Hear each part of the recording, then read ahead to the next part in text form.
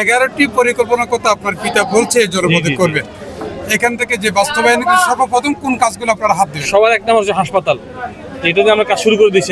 একটা 1200 শয্যা বিশিষ্ট হাসপাতালের কথা আমরা বলেছি, কিন্তু সেটা নিয়ে আমরা কাজ শুরু করেছি অলরেডি। ইনশাল্লাহ আপনারা কয়েক মাস পরে দেখতে পারবেন। ইনশাল্লাহ কাজটা একটা জায়গায় আসবে। আমাদের কাজটা হাসপাতাল করতে তো সময় লাগবে, কিন্তু কাজটা শুরু করার জন্য যে এই যে প্রক্রিয়াটা শুরু করে দিয়েছি। বন্দর পতঙ্গের মানুষগুলো খুবই অবহেলিত, কর্মসংস্থানের বড় সংকট।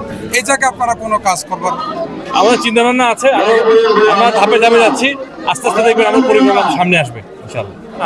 ধৈর্য ধরেন, আমাদের ভরসা রাখেন। ইনশাল্লাহ আমরা জাতিকে এবং দেশকে ভালো কিছু উপহার দেবো ইনশাল্লাহ। তো ফ্যামিলি কার্ডের ঘোষণা করেছি, এবং আপনারা শুনেছেন যে আমরা ঈদের আগে ফ্যামিলি কার্ড দেওয়ার একটা পরিকল্পনা আমাদের আছে, আমরা কাজ করছি। এবং এখন তো সরকার তো মাত্র গঠন করা হলো বেশ কয়েকদিন হলো। এখন আমরা দেখছি যে কোন কোন জায়গাতে আমরা প্রায়োরিটি দিতে পারি, কোথায় আমাদের কাজ করতে হবে, এগুলো এখন নির্ধারণ হচ্ছে। তো আমরা আস্তে করে আরো কিছু সময় পার হলে আমরা আমাদের কি কি আমরা করা উচিত, আমাদের প্রায়োরিটিগুলো আরো ক্লিয়ার হবে। এইভাবে আমরা আস্তে আস্তে কাজ করবো, ইনশাল্লাহ আগাবো।